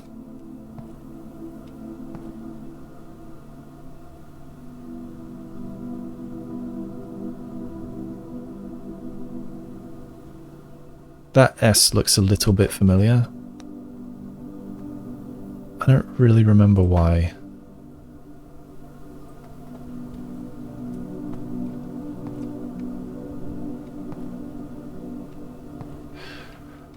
Alright, so I've satisfied my curiosity and I don't think I need this room again. So yeah, I've sprayed it. And if I can get her ladyship's chamber now, I'll take it. I cannot. I'm tempted for the attic, but I would like another shot at her ladyship's chamber. So I'm taking security. I could have redrawn as well. I'll redraw at the end of this one if I don't get a ladyship's chamber. View estate inventory. Nothing. Let's change the keycard system.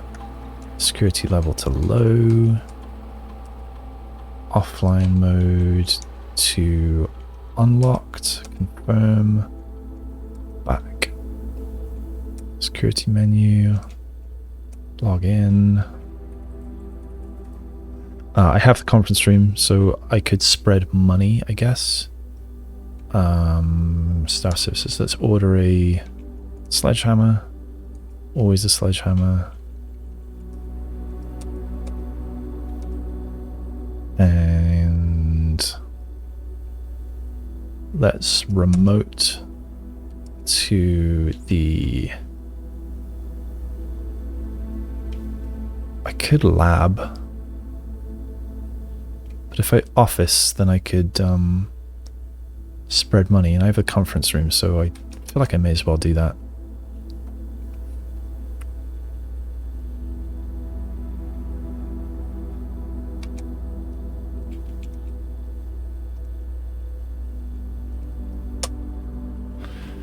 Okay.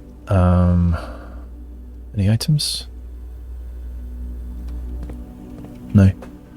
Okay, so where was the... Wait, didn't I have the conference room? Oh, yeah, up there. Alright, so I'll grab that on my way back through. So we're going south. And... Okay, it's not her ladyship's chamber. So I think I will redraw and hope to get it. And again. So no her ladyship's chamber.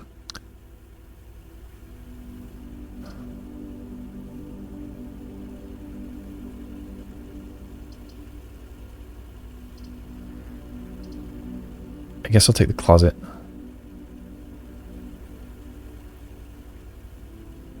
That's sad. Although, unusual and rare items while drafting.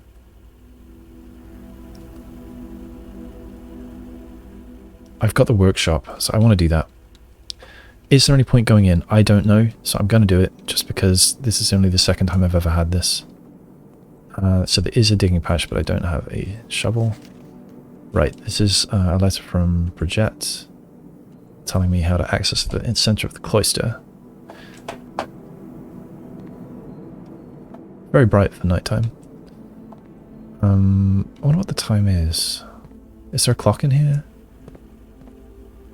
Yeah, coming up 11. So 1:30, I'd love to go in the clock tower. Right, do I want to go to the... No, I don't want to go to the workshop. I'm down to 2 doors. Not great, and I don't have any keys. I've got the prism key, but nothing else. Alright, so I guess I am going to go to the chapel. And if it is locked, I guess I will use the key. But I'd love a corridor. A hallway, I mean.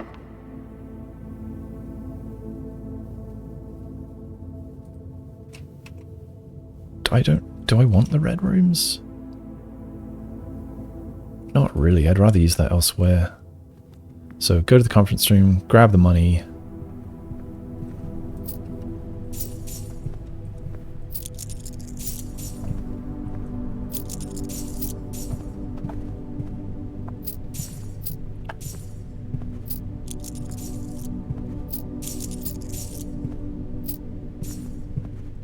Pretty flush on money. That absolutely doubtlessly, that's a great room to have here. That is unfortunate though. That's very unfortunate. I could open a bunch of these. I think it was mostly money in them. I wrote it down, didn't I? Let's see. What am I doing? Locker room. Yeah, so that one time when I got everything, there were some gems. Gem and coins. Coins.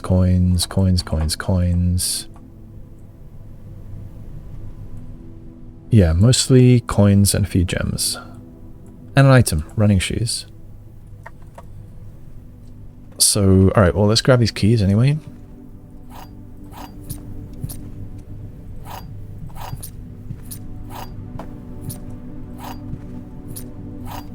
Is that it? I think that's it. Alright, so I got a bunch of keys. So I need to go back through the chapel. Is that this way? Yeah. What am I forgetting? I feel like I'm forgetting something. I've already bought everything from the commissary. No. Okay, I'm a little worried about this run. Might be as bad as yesterday.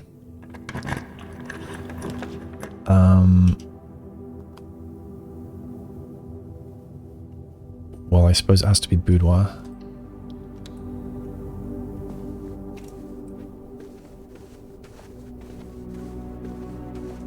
I've got the trading post. I could go back out there and see what I can trade.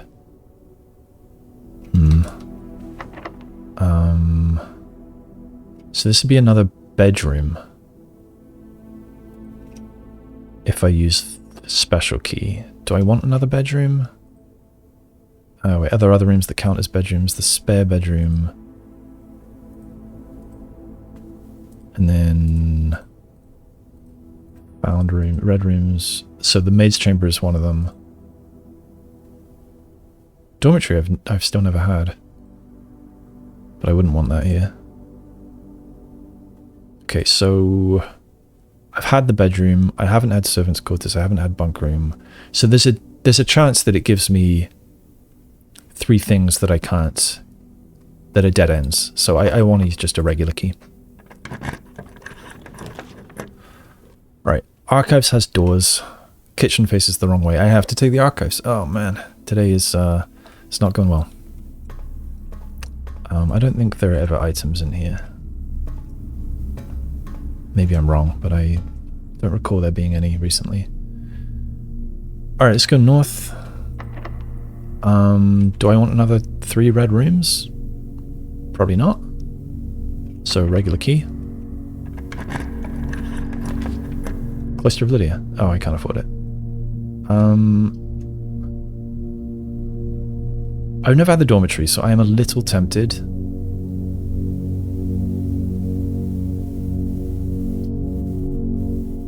But I've got to hope for more doors. It's the pump room, which does have another door, but it is... Oh, damn it, it's a security door. Oh boy, it is not good.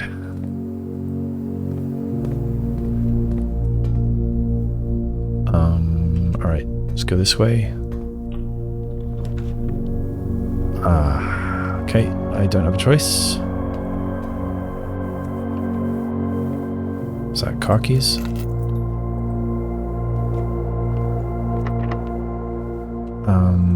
This is a purple room. I don't want 3 purple rooms. Regular key. Observatory the wrong way. Oh no, it's... archives has killed me again. Alright, well at least tomorrow is going to be off to a head start. I don't have the magnifying glass anymore. Wanted to look at this. Damn it. Stupid lost and found. Alright, maybe I can go outside and trade. Maybe I can even get a key card. What was at the back of the locker room? Was that a security door, or why didn't I go through? I don't remember. Maybe it's not all over just yet.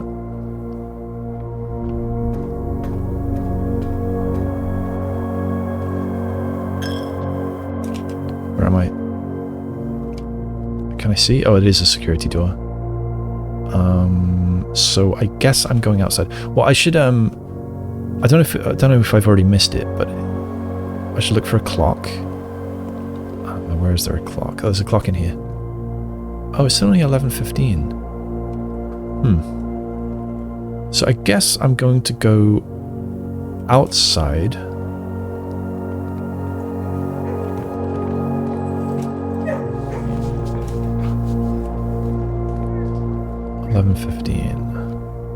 Let's go outside to the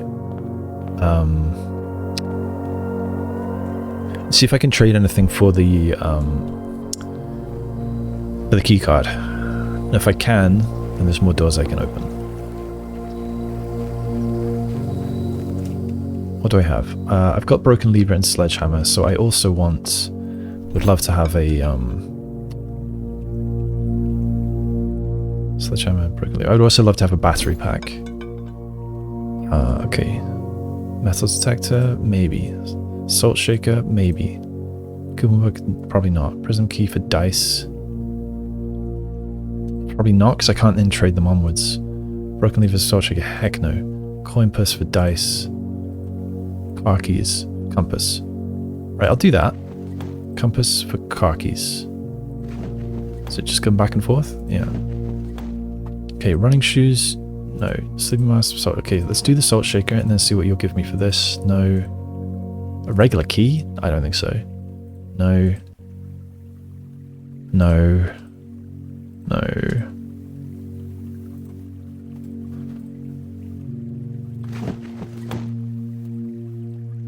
Alright, let's do this.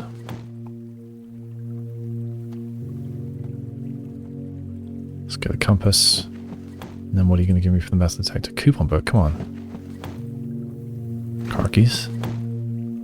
Coupon book. Car keys. We're just going around in circles. I don't want that. I'd prefer to have the coupon book. Although, maybe I forget if I can make things with the compass. I don't want the ivory dice. I don't really want the coupon book. I don't...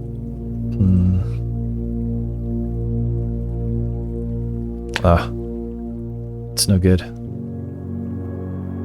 And we're just trading back and forth. Battery pack? What? Heck no. Okay, so I can make the hammer now, but I don't have any doors that I can...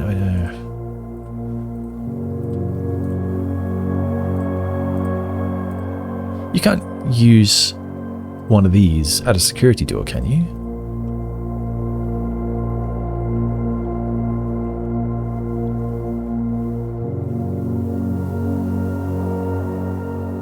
What was the electromagnet again?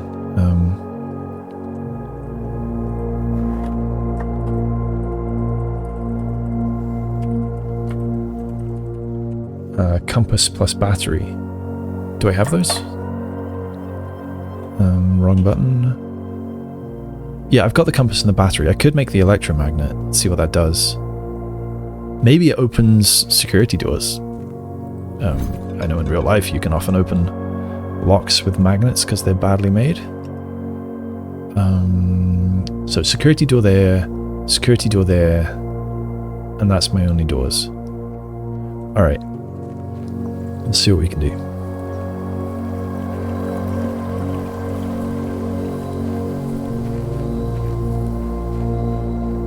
How are we doing for time? It's coming up to 12.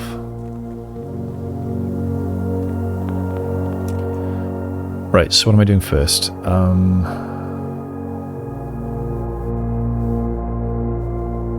I could make the power hammer. Do I have anything to smash? Where was my smashy list?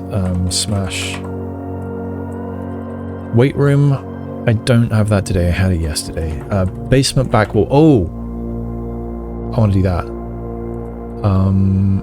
So I guess I am not making... I guess I'm not doing the electromagnet now. I'm doing the smashy hammer. Because I really want to smash that door in the basement. That wall in the basement. I'm doing that. So, to the workshop. Okay, this way. And then north. And then I'll see if I can make it to the clock tower on time as well.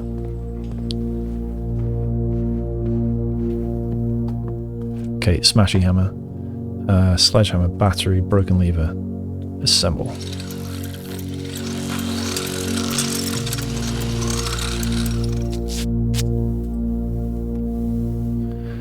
A circuited power hammer, a stronger sledgehammer that will also knock down weaker brick walls. Alright, so into the foundation, down to the basement. Down we go. This is exciting.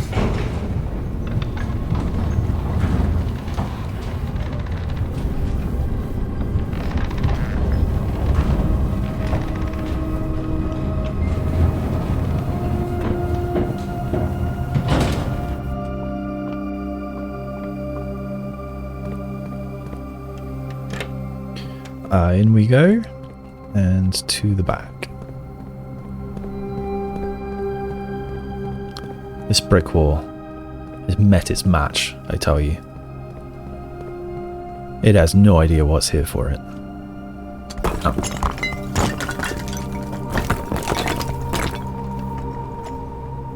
Oh, just as I suspected. Sealed entrance. And here we are. And we can power hammer that as well. I wonder if I could have done that from the other direction, come to think of it. And so that's it. We're back out into the grounds. So now I have a reliable way to get to the foundation. And I think I should leave the elevator down. Right? Then I can get in there immediately.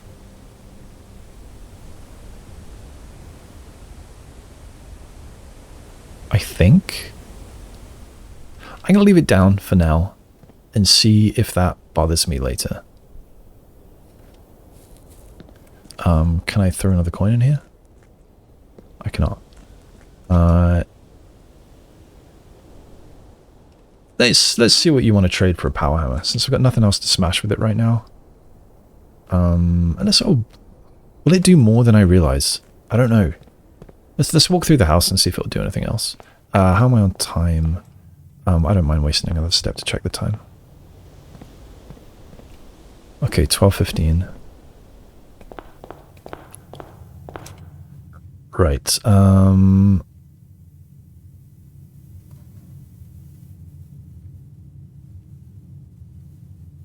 Is there anything to smash in here? Smash here. I don't think so.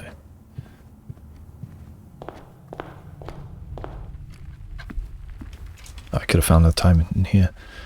Kennel, drawing room. Right, let's see if there's anything else I can do in the workshop. Hello, dog. Can I smash the, Can I smash the safe open? I imagine not. Not. Can I use the power hammer to make something else? I cannot. Okay, I don't want to go down there just now. It's the clock tower. Security, the pool, the foyer, lavatory. I doubt there's anything to smash in the lavatory, but let's have a look. 1 hour, which is about 7 and something minutes. So this way? Yeah. Anything to smash here? Smashable walls. I go behind the can. Alright. Smash the tub. Smash the hand railing. Okay, no. Foyer, chapel, boudoir.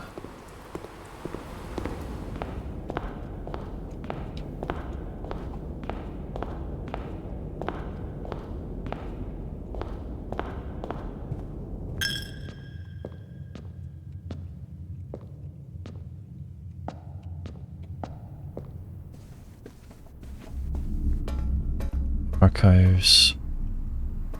Room. Smash? Cannot smash.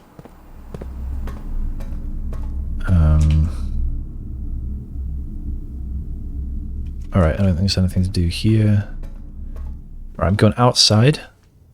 See if I can trade the power hammer for anything.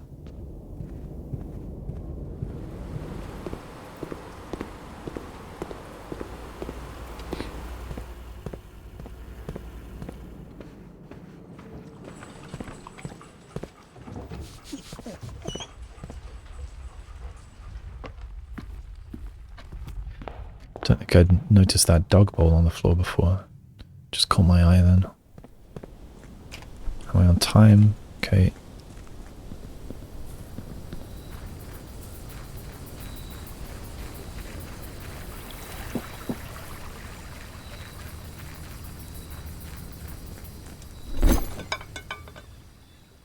Hall pass. What does that do again?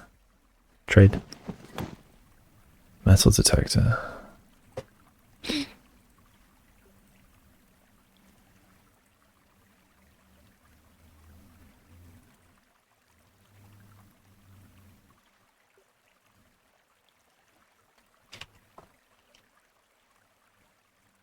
You'll not lose... Right. Okay, so it doesn't help me just now. Let's trade it. Coupon book. Car keys. Compass. Sleeping mask. Gems. Okay, car keys. Compass.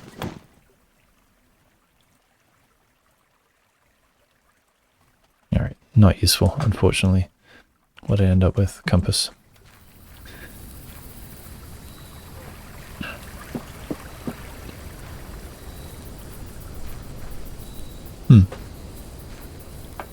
Different layers of stars parallaxing past each other. Some of them must be very, very close. Time, okay, still like 5 minutes or something until the clock tower. So I will go there. I barely have the steps to go there actually, but I'm gonna do it. I might not even have enough. Better check that I'm going to go the right way. Oh, I could have gone in through foundation 8, 7, 6, 5, 4, 3, 2, 1, and I'm done.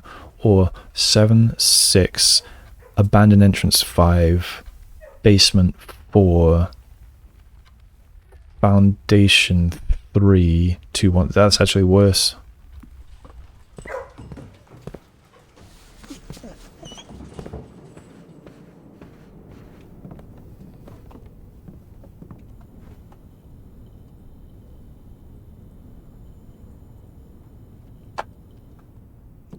Right?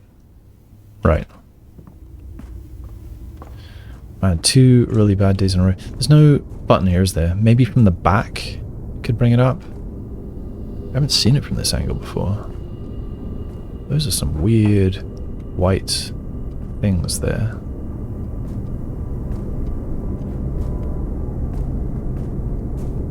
Anyway, yep, Starfish aquarium.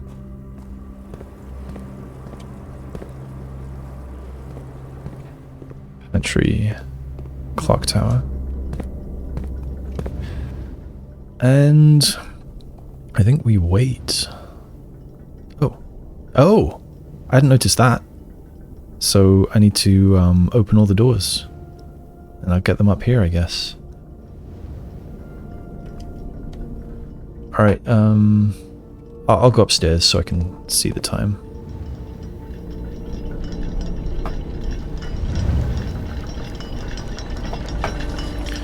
So it doesn't always give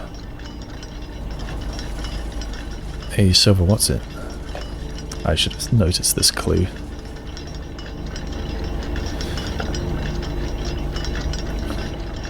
It'd be kind of neat if time goes faster when you watch this. Kind of wonder if it does. That looks like it's going rather fast. But probably not.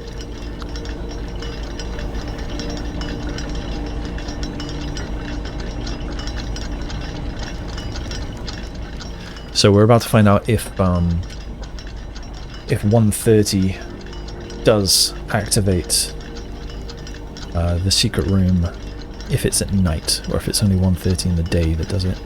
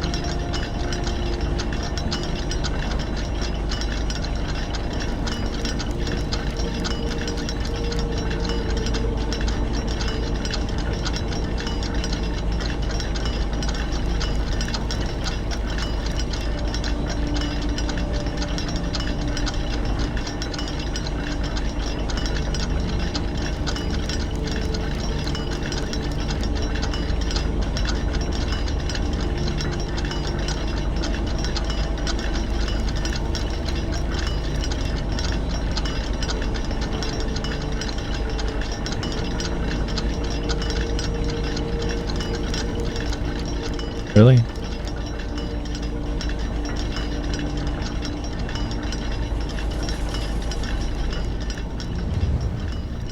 What? So only 1:30 p.m. it would appear. Alright, well, time to call it a day. Yep. Call it a day.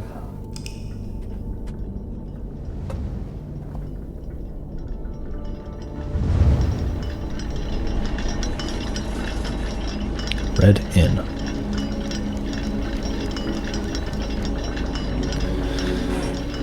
Yes, another not so impressive day. The lost and found screwed me out of a stamp, but otherwise not that badly. I sprayed the lavatory away. What else happened here? I read The Curse of Blackbridge, so that's something. I don't really know what to do with it. Maybe I should have gone outside and tried to experiment with passwords. Admin passwords. I guess I could do that any other day as well, though. I smashed a wall down. That is something. Smashed a wall. I don't know if that is actually going to be useful. I have all these shortcuts now, but I haven't found any great use for them. Maybe I'm just not using my imagination enough. Maybe I'm not thinking outside the box. I am still just, yeah, looking for more lore, trying to figure out the puzzles of the game, the mysteries. I probably should try to get to 46 again at some point. Maybe next time I play, that'll be a... Maybe next time I play, that'll be a objective. I've gone to the Solarium again. It didn't... I don't know, I barely drew any rooms since then, I think, so I'm not super surprised that it didn't give me too much. Drawing the locker room right after the conference room was nice. But yeah, I saw a lot of... Yeah, I saw some security doors that I just couldn't get through. Got thwarted by that. Anyway, that's that. I'm gonna probably go eat something, might play again. Thanks for watching, if you're watching, and bye for now.